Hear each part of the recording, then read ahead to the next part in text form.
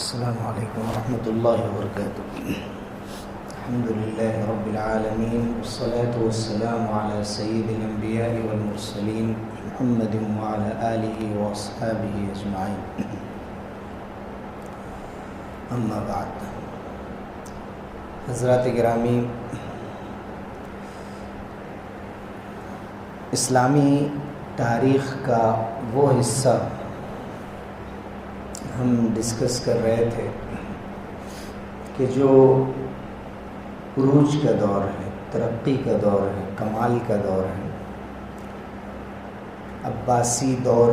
کے جو تقریباً 500 سال تک رہا، اس کے ابتدائی حصے کا ہم نے ذکر کیا تھا، اور اس میں جو باکمال اور اہم شخصیتیں پیدا ہوئی ان کا تذکرہ چل رہا تھا کہ کیسے اہم لوگ ہمارے درمیان پیدا ہوئے اور جنہوں نے اسلام کی خدمت بالکل ابتدائی زمانے میں کی اور اسلام کو ہر طرح کی تحریف سے، تبدیلی سے محفوظ کر کے ہم تک پہنچایا۔ اس میں امام ابو حنیفہ رحمۃ اللہ علیہ کا نام، امام مالک کا نام اس سے پہلے آیا، پھر امام شافعی رحمۃ اللہ علیہ کا کچھ تذکرہ ہم نے کیا تھا۔ امام شافعی رحمۃ اللہ علیہ کا امام مالک سے بہت گہرا تعلق ہے۔ جب امام مالک کا نام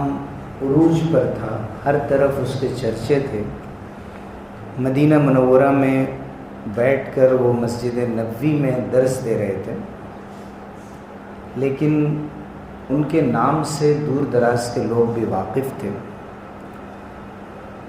اس وقت امام شافعی رحمۃ اللہ علیہ نے مکے سے مدینہ ہجرت فرمائی تھی، تقریباً ان کی 14 سال عمر تھی، اور اپنی ہجرت یا اپنے سفر کا بہت ہی دلچسپ واقعہ وہ ذکر کرتے ہیں۔ اگر اس طرف ذرا آ جائیں تھوڑا،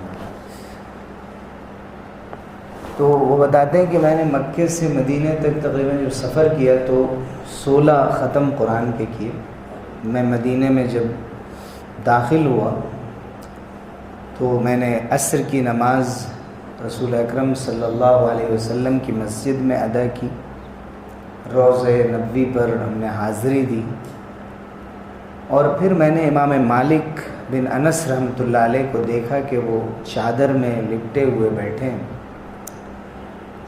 اور یہ کہہ رہے ہیں کہ حدثنی نافع عن ابن عمر عن صاحب هذا القبر، مجھ سے نافع نے بیان کیا، نافع سے ابن عمر نے بیان کیا، عبداللہ ابن عمر نے، اور عبداللہ ابن عمر سے اس قبر میں جو حضور اکرم صلی اللہ علیہ وسلم کی ذات گرامی موجود ہے انہوں نے بیان کیا۔ تو امام شافعی رحمۃ اللہ علیہ نے جب یہ دیکھا کہ وہ جب یہ کہتے ہیں کہ مجھ سے حدیث نافع نے بیان کی اور نافع کے استاذ عبداللہ ابن عمر ہیں، اور عبداللہ ابن عمر کے استاذ اس صاحب حاضل قبر، تو اس وقت جب امام مالک رحمۃ اللہ علیہ اپنے ہاتھ سے قبر کی دیوار پر ہاتھ رکھتے تھے تو مجھے دیکھ کر بہت میرے اوپر ایک طرح کی کیفیت طاری ہو جاتی تھی، اور حدیث کی عظمت اور حضور صلی اللہ علیہ وسلم کے نام اور آپ صلی اللہ علیہ وسلم کی شان کا ایک روب اور جلال میرے سینے پر، میرے دل پر قائم ہوتا تھا۔ امام شافعی رحمۃ اللہ علیہ کہتے ہیں کہ جب میں نے امام مالک کے پاس حاضری دی ہے تو اس وقت میں موطا میں پہلے ذکر کر چکا ہوں کہ امام مالک کی کتاب ہے اور حدیث کی بالکل ابتدائی کتابوں میں سے ایک ہے۔ اس وقت بخاری، مسلم وغیرہ کتابیں نہیں تھیں، یہ کتابیں بعد میں۔ تو امام شافعی رحمۃ اللہ علیہ نے 10 سال کی عمر میں پوری موطا کتاب یاد کر لی تھی حدیث۔ 7 سال کی عمر میں تو انہوں نے قرآن یاد کر لیا تھا، اور 10 سال کی عمر میں یہ مکمل کتاب یاد کر لی تھی، اور پھر امام مالک رحمۃ اللہ علیہ سے وہ اس کو روایت کرتے تھے، ان کے حوالے سے ایک ایک حدیث کو بیان کرتے تھے، اور باضابطہ اب ان کے درس میں بیٹھنے لگے، ان سے مسائل سیکھنے لگے، ان سے بحث کرنے لگے، ڈسکشن کرنے لگے بہت سے مسائل میں، یہاں تک کہ امام مالک رحمۃ اللہ علیہ کی وفات ہو گئی 179 ہجری میں 179 میں۔ اس وقت امام شافعی رحمۃ اللہ علیہ بالکل جوان تھے، عنفوان شباب تھا، اور امام مالک رحمۃ اللہ علیہ کے ساتھ موجود رہنے کے زمانے میں بھی امام شافعی صرف مدینے میں نہیں تھے، درمیان میں انہوں نے مکے کے بھی سفر کیے اور دوسرے بعض علاقوں کے بھی سفر کیے۔ حج کے زمانے میں مختلف علماء سے ملتے رہے۔ امام احمد بن حنبل رحمۃ اللہ علیہ جیسی شخصیت ان سے ملی۔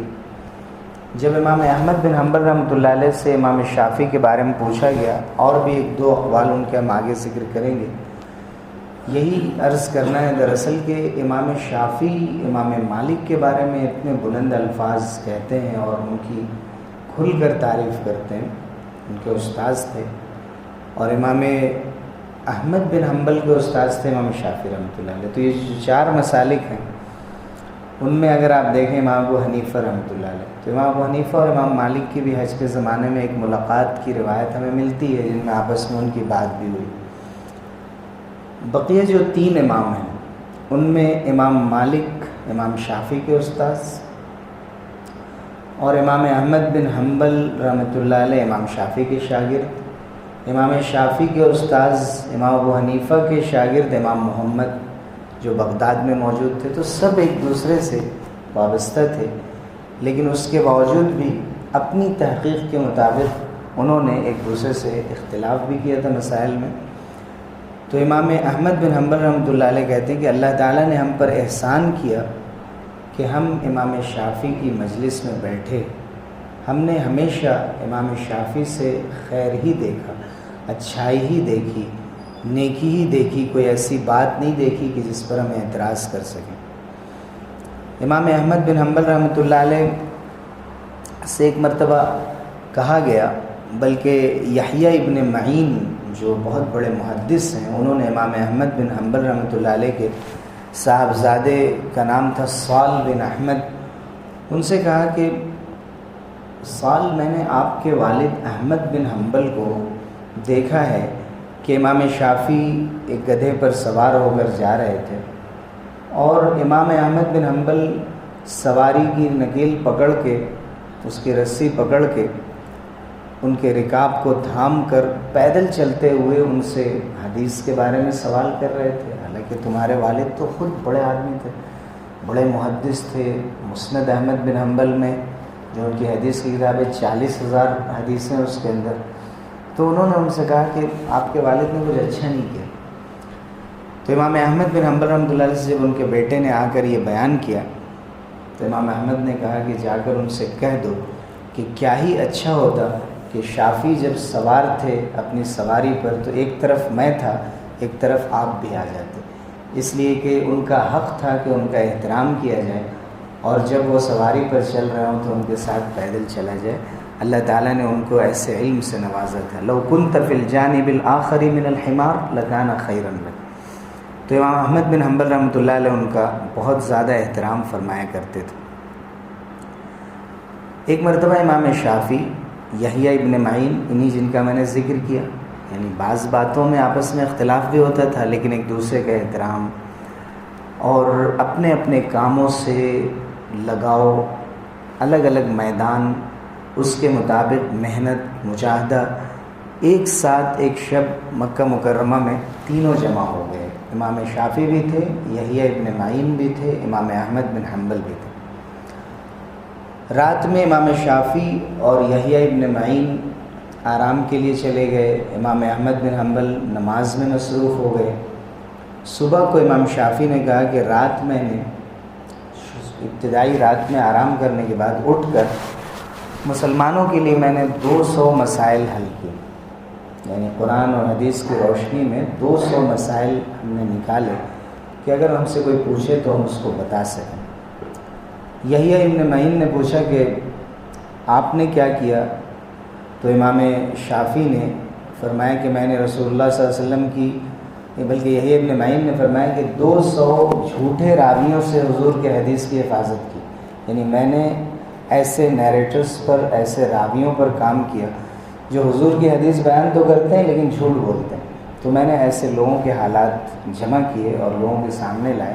کہ کہ ان کی حدیثیں معتبر نہیں ہیں۔ پھر امام احمد بن حنبل سے پوچھا گیا کہ آپ نے کیا کیا، تو انہوں نے کہا کہ میں نے نوافل کی ادائیگی میں ایک قرآن مجید مکمل کیا۔ تو یہ تھے یہ حضرات کے تینوں جمع ہوئے، تینوں ایک جگہ پر اپنے اپنے ذوق اور اپنے معمول اپنی روٹین کے مطابق تینوں نے کام کیے اور آپس میں اس کا مذاکرہ بھی کیا۔ اس سے معلوم ہوتا ہے کہ ہمیشہ خیر کی بات چھپانے کی نہیں ہوتی، کبھی نعمت کو اس لیے بیان کیا جاتا ہے کہ مجھے بھی ترغیب ہو، لوگوں کو دوسروں کو بھی رغبت پیدا ہو کہ وہ بھی اس کام کو کریں۔ امام شافعی رحمۃ اللہ علیہ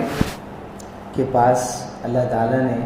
اتنی مہارت عطا فرمائی تھی، میں نے ذکر کیا تھا کہ کتاب الام جیسی کتاب انہوں نے لکھی جو مسائل کی بڑی کتابوں میں ایک شمار ہوتی۔ پھر مسائل کے جو اصول ہوتے ہیں، پرنسپلس آف اسلامک رولنگ، اس پر انہوں نے کتاب لکھی الرسالہ کے نام سے، جو ایک خط تھا۔ رسالہ کے معنی خط کے ہوتے ہیں، لیٹر۔ وہ ایک خط لکھا تھا کسی بڑے عالم کو، محدث کو انہوں نے، جس میں انہوں نے کچھ چیزیں پوچھی تھیں۔ اس کتاب کا نام ہی ہو گیا الرسالہ۔ تو اصول فقہ پہ بھی انہوں نے اہم ترین کتاب لکھی، بلکہ ابتدائی کتابوں میں سے ایک کتاب ہے۔ بعض لوگ تو کہتے ہیں کہ پہلی کتاب ہے، اور ایک روایت کے مطابق امام ابو حنیفہ کے شاگردوں میں سے امام محمد یا امام ابو یوسف نے پہلی کتاب لکھی اور دوسری کتاب امام شافعی رحمۃ اللہ علیہ کی۔ لیکن اس کے باوجود امام شافعی کی تواضع کا حال یہ تھا اور اللہ سے خوف کا حال یہ تھا، اور یہ سمجھ کہ میں اللہ کے دین کی خدمت کر رہا ہوں، میرا کوئی یہ سرمایہ نہیں ہے۔ اس وقت انہوں نے یہ فرمایا تھا کہ وَدِدْتُ لَوْ أُخِذَ عَنِّي هَذَا الْعِلْمُ مِنْ غَيْرِ أَنْ يُنْسَبَ إِلَيَّ مِنْهُ شَيْءٌ۔ میری تمنا ہوتی ہے کہ مجھ سے یہ علم لیا جائے، میری طرف نسبت نہ کی جائے کہ شافعی نے یہ دریافت کیا ہے، یہ شافعی کا انکشاف ہے، ان کی محنت ہے، میری طرف انتساب کیے بغیر، میری طرف نسبت کیے بغیر یہ علم مجھ سے حاصل کر لیا جائے، یہ مجھے زیادہ پسند ہے۔ لیکن محدثین کا طریقہ تھا کہ وہ ریکارڈ رکھنے کے لیے اور ایک تسلسل کو ثابت کرنے کے لیے کون سی بات کہاں سے لی ہے، وہ ہمیشہ اپنے استاذ کا نام ضرور ذکر کرتے تھے۔ اسی طرح اس زمانے میں بھی ڈیبیٹ ہوتے تھے، مناقشے ہوتے تھے، جس کو مناظرہ کہا جاتا تھا۔ مناظرہ یہاں بھی ہوتا رہا ہے، لیکن یہاں آپ نے مناظرے کے بارے میں سنا ہوگا، آج بھی ہوتے ہیں کہ بریلوی اور دیوبندی میں مناظرہ ہو رہا ہے اور ایک دوسرے پر رقیق حملے کیے جاتے ہیں، نیچا دکھانے کی کوشش کی جاتی ہے، اپنے کو برتر ثابت کرنے کی کوشش کی جاتی ہے۔ لیکن امام شافعی فرماتے ہیں مجھے بھی ضرورت پڑی لوگوں سے بحث کرنے کی، آرگومنٹ کرنے کی اور دلیل سے اپنے موقف کو ثابت کرنے کی، لیکن ما ناظرت احدا الا وددت ان یظہر اللہ الحق علی یدی۔ میں نے مناظرہ اس لیے کیا، دل میں یہ نیت اور ارادہ رکھتے ہوئے کہ اللہ تعالیٰ حق کو اس کی زبان پر جاری کرے۔ میں جس بات کو سمجھ رہا ہوں میری تحقیق میں ہے وہ تو ہے ہی، لیکن یہ تو بحث ہے، اور دونوں فریق اپنی اپنی بات پر جمے رہتے ہیں۔ قرآن حدیث کے اندر اتنی گنجائش ہوتی ہے کہ جس انداز سے چاہیں آپ اس سے دلیلیں نکال لیں۔ تو امام شافعی رحمۃ اللہ علیہ دل ہی دل میں دعا کرتے تھے کہ سامنے والا میرا دشمن نہیں ہے، وہ بھی مسلمان ہے، اللہ تعالیٰ حق کو اس کی زبان پر جاری کر دے اور اس کی نوبت ہی نہ آئے کہ ہمیں اس کو سمجھانا پڑے یا اس کو زیر کرنا پڑے۔ امام شافعی رحمۃ اللہ علیہ کی جو محنت تھی اس کے نتیجے میں اللہ تعالیٰ نے ان کی فقہ کو ماننے والے لوگوں کی ایک بڑی تعداد جمع فرما دی مختلف ملکوں میں، اس لیے کہ امام شافعی کا بھی جو عروج کا دور ہے بغداد میں تھا، خلافت عباسیہ کے عروج کا دور تھا، ہارون رشید کا زمانہ ان کو بھی ملا، مامون کے دور میں انہوں نے بغداد چھوڑ دیا تھا، چونکہ امام شافعی کا یہ فرمانا تھا کہ میرے سامنے اللہ کی کتاب ہے، اللہ کے رسول کی سنت ہے، اصول ہیں، اور مامون کے ذہن میں ہمیشہ جو فلسفی تھی، یونان کا فلسفہ تھا، وہ زیادہ غالب تھا۔ اس زمانے میں ٹرانسلیشن ہونے لگے تھے، دوسری زبانوں کے اثرات آ رہے تھے، ہندوستان کے جو مذہبی علوم ہیں بدھ مت کے اور ہندو مت کے، اس طرح کی چیزیں عربی میں ٹرانسلیٹ ہو رہی تھیں، تو ایک طرف دائرہ بڑھ رہا تھا مسلمانوں کی معلومات کا،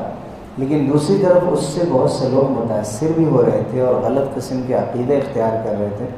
امام شافعی نے فرمایا کہ مجھے یہ پسند نہیں ہے، بغداد چھوڑ کر وہ مصر چلے گئے تھے، اور بغداد میں جو مسائل انہوں نے لکھے تھے مصر جا کر انہوں نے دوبارہ غور کیا اور اپنی کتاب الرسالہ پر بھی دوبارہ غور کیا،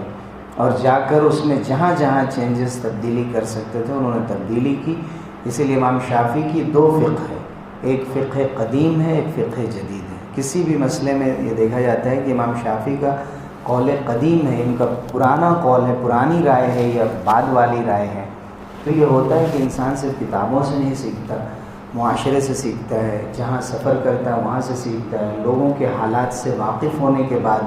کیسے شریعت کے مسائل کو کیسے لوگوں کے اوپر نافذ کیا جائے اس کے بارے میں سیکھتا ہے۔ مثلا ایک شخص ہے جو ایسی جگہ پر پیدا ہوا جہاں اسلامی حکومت، ایک شخص ایسی جگہ پیدا ہوا جہاں اسلامی حکومت نہیں ہے،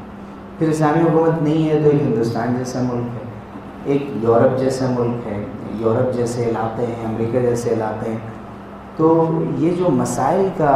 معاملہ ہے، یہ جو موضوع ہے، یہ اس کے اندر بڑی اللہ تعالیٰ نے وسعت رکھی ہے، اور یہ حالات کے اعتبار سے اور پوچھنے والے کے اعتبار سے، اس کی ضرورت کے اعتبار سے اس میں کئی مرتبہ تبدیلیاں بھی آتی ہیں ان مسائل میں جن میں صاف طور پر قرآن حدیث میں نہیں کہا گیا ہے، ایک سے زیادہ رائے موجود ہے، لیکن صاف طور پہ اگر فرما دیا گیا ہے کہ مثلاً للذکر مثل حظ الانثیین، کہ اگر حصہ تقسیم ہو رہا ہو تو بیٹے کو جتنا ملے گا بیٹی کو اس کا آدھا ملے گا، مثلا اس طرح کی باتیں جو واضح طور پر قرآن و حدیث میں موجود ہیں، ان میں پھر کوئی اختلاف نہیں ہوتا۔ دنیا میں آپ کہیں بھی چلے جائیں تو ہر مسلمان ایک ہی رائے کو مانتا ہوگا۔ تو امام شافعی رحمۃ اللہ علیہ کو ماننے والے لوگ بغداد میں بھی ہوئے، مصر کے مشرقی علاقے میں زیادہ ہوئے، اس کے علاوہ صومالیہ میں، ایتھوپیا میں، اور یمن کے اندر، فلسطین، لبنان، انڈونیشیا، ملیشیا، سری لنکا کے بھی بہت سے علاقوں میں، اور اس سے آگے بڑھ کر آپ دیکھیں تو مالدیپ، سنگاپور، اپنے اس ملک میں بھی ساحلی علاقوں میں، کیرلا میں، تمل ناڈو میں، بھٹکل میں، یہ خاص شافعی فقہ کو ماننے والوں کا علاقہ ہے۔ اور اس سے یہ معلوم ہوتا ہے کہ امام شافعی رحمۃ اللہ علیہ کی فقہ پر اللہ تعالیٰ نے کتنی مہربانی کی کہ دور تک ان کا فیض پہنچایا، ان کا علم پہنچایا۔ امام شافعی رحمۃ اللہ علیہ کے اساتذہ میں بڑے بڑے لوگ تھے، امام مالک، امام محمد جو امام حنیفہ کے شاگرد تھے، اور سفیان ابن عیینہ جو بہت بڑے محدث بھی تھے، ان کا نام بھی اسی میں آتا ہے، اور بہت ذہین ترین افراد میں سے ایک تھے امام شافعی۔ میں نے بتایا تھا کہ امام شافعی کی شاعری میں بھی بڑی مہارت تھی، اور انہوں نے کہا تھا کہ لولا الشعر بالعلماء یزری لکنت اليوم اشعر من لبیدی، اگر شاعری کرنا علماء کی شان کے خلاف نہیں ہوتا تو آج میں لبید جیسے جو عربی کا بڑا شاعر تھا میں اس سے بھی بڑا شاعر ہوتا۔ اور اسی لیے جب ریفرنس دیا جاتا ہے اور قرآن حدیث کے کسی لفظ کو جانچا جاتا ہے کہ یہ لینگویج اس کا کیا مطلب ہوتا تھا، اس لفظ کا کیا مطلب ہوتا تھا اس زمانے میں، قرآن میں مثلا کوئی لفظ آیا ہے تو اس وقت کی شاعری میں اس لفظ سے کیا یہی مطلب لیا جاتا تھا، کوئی اور مطلب لیا جاتا تھا؟ جب اس کی اوتھینٹسٹی جانچی جاتی ہے تو امام شافعی کے اشعار بھی، ان کے کہے ہوئے الفاظ بھی اس میں لیے جاتے ہیں، یعنی امام شافعی کی یہ حیثیت۔ اخیر میں صرف امام شافعی رحمۃ اللہ علیہ کا ایک خاص واقعہ ذکر کروں گا جس سے ان کی ذہانت کا اندازہ ہوگا۔ دیکھیے آج ہمیں علم بہت پختہ شکل میں، تیار شکل میں مل جاتا ہے، علماء کو بھی علم مل جا رہا ہے، لائبریریاں بھری ہوئی کتابوں سے، ہزاروں لاکھوں کتابیں ہیں، لیکن اس زمانے میں تو کچھ بھی نہیں تھا، 2 سے 4 کتابیں تھیں، لیکن صرف اللہ کی کتاب موجود تھی، کتاب اللہ موجود تھی، حضور صلی اللہ علیہ وسلم کی حدیثیں موجود تھی۔ ان کی روشنی میں امت کے لیے کچھ اصول متعین کرنا، مسائل نکالنا جن سے آج تک لوگ فائدہ اٹھا رہے ہیں، یہ کوئی معمولی کام نہیں تھا۔ اسی لیے ہم یہ کہتے ہیں کہ ہماری لیگیسی ہے، یہ جو چلی آ رہی ہے یہ کہاں سے چلی ہے اور کس طرح امانت کے ساتھ لوگوں نے منتقل کیا۔ تو جب ہم یہ بات کرتے ہیں کہ کسی مسئلے تک پہنچنے کے لیے 4 سورسز ہوتے ہیں، قرآن، حدیث، تیسرے نمبر پہ اگر قرآن حدیث میں وہ حکم واضح طور پہ نہیں مل رہا ہے تو اجماع کہتے ہیں اس کو، یعنی تمام امت کے علماء اور مجتہدین ایک بات پر متفق ہو جائیں کہ یہی مسئلہ ہے، اس کے علاوہ کچھ نہیں۔ جیسے آرڈر پہ معاملات کرنا، چیز موجود نہیں ہے، ہم نے آرڈر دیا، انہوں نے بنا کے دیا۔ ظاہر ہے کہ جو خرید و فروخت ہوتی ہے اس میں جب ہم کوئی چیز ہمارے پاس کوئی خریدنے آتا ہے تو چیز موجود ہوتی ہے تبھی خریداری مکمل ہوگی، چیز موجود نہیں ہے تو خریداری صحیح نہیں ہوتی۔ لیکن آرڈر پہ لوگوں کے عرف میں عام ہو گیا کہ کوئی چیز ہم نے آرڈر کی. آج فلیٹ کا پورا جو نظام ہے اور بلڈرز کے جو معاملات جڑے ہوئے ہیں وہ سب اسی چیز کو استثناء کرتے ہیں. اس کے بارے میں واضح دلیل ہمیں نہیں ملتی قرآن و حدیث میں. آپ کسی بھی چیز کا بیگ کا آرڈر کرتے ہیں اور کسی چیز کا آرڈر کرتے ہیں مجھے اتنا چاہیے ایک وقت میں, اور وہ بنا کے آپ کو دے دیا جاتا ہے, معاملہ صحیح مانا جاتا ہے. اس پر اجماع ہے پوری امت کا کہ یہ معاملہ صحیح ہے. اس طرح کے بہت سے معاملات ہیں. تو یہ پہلی مرتبہ اجماع والی بات کس نے دریافت کی؟ تو کہتے ہیں امام شافعی رحمۃ اللہ نے دریافت کی. اور چوتھے نمبر پہ قیاس آتا ہے کہ ایک رائے پر تو اتفاق نہیں ہو سکا, لیکن ایک سے زیادہ 2-3 رائے لوگوں کی رہ گئی, ہر ایک نے اپنا اپنا اجتہاد کیا, اس کو قیاس کہتے ہیں. تو امام شافعی رحمۃ اللہ علیہ کا یہ واقعہ یہ ہے کہ امام شافعی کے ایک شاگرد ہیں مزنی یا ربیع, دونوں میں سے کوئی ایک کہتے ہیں کہ ہم ایک دن امام شافعی کی مجلس میں بیٹھے ہوئے تھے کہ اونی لباس میں ملبوس ایک بہت ہی سن رسیدہ شخص, عمر دراز ایک شخص امام شافعی کے پاس آیا, اس نے سلام کیا اور وہ بیٹھ گیا. امام شافعی بہت ہی عظمت کے ساتھ, احترام کے ساتھ ان کی طرف دیکھتے رہے. اتنے میں انہوں نے کہا کہ کیا میں سوال کر سکتا ہوں؟ امام شافعی سے پوچھا. امام شافعی کی عمر کم تھی, کل ان کی 54 سال عمر ہوئی ہے. 50 ہجری میں ان کی ولادت ہوئی ہے. جس سال امام ابو حنیفہ رحمۃ اللہ علیہ کا انتقال ہوا اسی سال امام شافعی پیدا ہوا, اور 204 ہجری میں امام شافعی کی وفات ہوئی. یہ بھی ایک موضوع ہے کہ کم عمری میں لوگوں نے اسلام کی کتنی خدمت کی. 54 سال میں کوئی زیادہ نہیں. امام نووی کو دیکھ لیے 46 سال عمر ہوئی. ہندوستان میں مولانا عبدالحی فرنگی محلی بہت بڑی شخصیت ہے. انہوں نے 10-20 کتابیں لکھی ہیں عربی زبان میں. آج پوری دنیا میں لوگ سے فائدہ اٹھاتے ہیں. لکھنؤ کے تھے, فرنگی محل کے. ان کی عمر صرف 39 سال ہوئی تھی, 38 اور 39 ایئرس. پوری عمر, یعنی لوگ حساب لگاتے ہیں تو اندازہ کرنا مشکل ہوتا ہے کہ ایک منٹ میں اتنے کتنے صفحات, کتنے پیجز لکھ دیے ہوئے. آج خیر ہمیں یہ بات سمجھ میں نہیں آئے گی کہ جب ہمیں اسپیلنگ بھی یاد نہیں رکھنی پڑتی ہے, سب چیزیں ہمیں لکھ کر دیتے ہیں ہمارے آلات, تو ہمیں اندازہ نہیں ہو سکتا ہے کہ لوگ کیسے محنت سے اس زمانے میں کاغذ اور قلم اور کیسے چیزوں کو جمع کرتے تھے, کتنی محنت کرتے تھے. تو امام شافعی رحمۃ اللہ علیہ کے پاس جب وہ صاحب آئے اور انہوں نے سوال کیا, پوچھا کہ دین میں حجت کیا ہے, دین میں دلیل کیا ہے, تو امام شافعی نے فرمایا کہ قرآن, حدیث, اور تیسرے نمبر پہ فرمایا کہ امت کا اتفاق یعنی اجماع, امت کے علماء کا اجماع, اتفاق کسی بات پر. تو ان صاحب نے کہا کہ یہ بات آپ کہاں سے کہہ رہے ہیں کہ بھائی قرآن حدیث تو ٹھیک ہے, لیکن امت کا اتفاق یہ بات کہاں سے کہہ رہے ہیں, اس کی دلیل کیا ہے؟ اب امام شافعی رحمۃ اللہ علیہ پریشان ہو گئے اور ان کے چہرے کا رنگ اڑ گیا کہ میں ایک بات صحیح سمجھ رہا ہوں اور علماء کے درمیان عام ہے, لیکن کیا میں قرآن حدیث سے اس کو ثابت کر سکتا ہوں؟ وہ صاحب چلے گئے. امام شافعی رحمۃ اللہ علیہ مستقل قرآن مجید کی تلاوت کرتے رہے 3 دنوں تک. ان صاحب نے کہا تھا میں 3 دنوں کے بعد آپ سے آ کے ملوں اور مجھے اس کی دلیل دیجیے گا کہ قرآن حدیث میں کوئی حکم نہ ملے تو امت اگر متفق ہو جائے تو وہ بھی دلیل ہے, یہ بات آپ کہاں سے کہہ رہے ہیں, مجھے 3 دنوں کے بعد بتائیے گا. تو امام شافعی رحمۃ اللہ علیہ, میں نے جیسے بتایا کہ چہرے کا رنگ فق ہو گیا, اور ان لوگوں پر اللہ کا نام آ جائے, اللہ کے رسول کا نام آ جائے, اور ذرا سا بھی احساس ہو جائے کہ کہیں میں بے دلیل بات تو نہیں کر رہا ہوں, تو چونکہ اس علم کا سلسلہ اللہ سے جا ملتا ہے, اللہ کے رسول سے جا ملتا ہے, کانپ جاتے تھے کہ میں نے کوئی غلط بات تو نہیں کہہ دی, نیندیں اڑ جاتی تھیں. تو وہ شیخ چلے گئے. تیسرے دن شیخ آئے اور آتے ہی انہوں نے کہا کہ السلام علیکم, کیا میرا کام ہو گیا؟ امام شافعی نے فرمایا کہ جی ہاں. اللہ تعالیٰ کا ارشاد ہے سورہ نساء کی آیت نمبر 115, وَمَن يُشَاقِقِ الرَّسُولَ مِن بَعْدِ مَا تَبَيَّنَ لَهُ الْهُدَى وَيَتَّبِعْ غَيْرَ سَبِيلِ الْمُؤْمِنِينَ نُوَلِّهِ مَا تَوَلَّىٰ وَنُصْلِهِ جَهَنَّمَ, کہ جو آپ پر ہدایت واضح ہو جانے کے بعد بھی رسول کی مخالفت کرے اور مسلمانوں کے راستے کے بجائے دوسرے راستے کی پیروی کرے تو ہم اس کو جو بھی کر رہا ہے کرنے دیں گے, لیکن اسے دوزخ میں ڈال دیں گے. تو یہ مسلمانوں کے متفقہ راستے کی پیروی کا یہاں حکم دیا گیا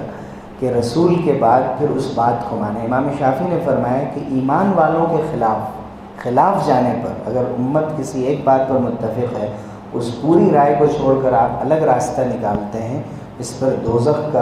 کی وعید سنائی گئی ہے اس سے یہ معلوم ہوتا ہے کہ امت کا اتفاق یعنی اجماع بھی ایک دلیل ہے اور یہ قرآن سے ثابت ہے۔ یہ سن کر شیخ نے فرمایا کہ صدقتا، آپ نے صحیح کہا۔ وہ اٹھے اور چلے گئے،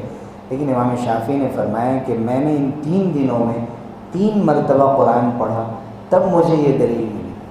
3 مرتبہ پورے قرآن مجید کا مطالعہ کیا۔ وہ خود اتنے بڑے عالم اور احادیث کے ماہر، لیکن انہوں نے کتنی محنت کی، مجاہدہ کیا، تب ایک دلیل انہوں نے نکالی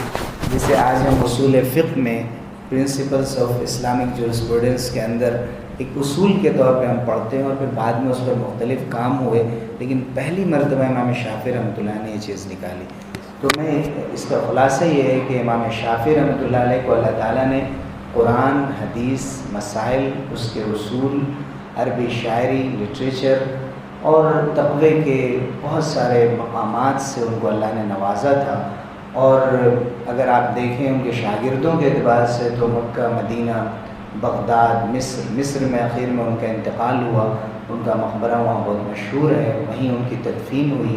تو ایک طرف امام ابو حنیفہ بغداد میں، امام احمد بن حنبل بھی بغداد میں عراق کے اندر، امام مالک مدینہ منورہ میں، امام شافعی رحمۃ اللہ علیہ مصر میں۔ تو یہ چاروں ائمہ مختلف علاقوں میں موجود ہیں اور لوگوں نے ان سے فائدہ اٹھایا۔ آج تک اللہ تعالیٰ ان کے علم سے امت کو فائدہ پہنچا رہا ہے۔ اللہ تعالیٰ ہم سب لوگوں کو ان کی قدر کرنے کی توفیق عطا فرمائے، ہم سب کی طرف سے ان کو جزائے خیر دے۔ آمین وآخر دعوانا الحمد للہ رب العالمین۔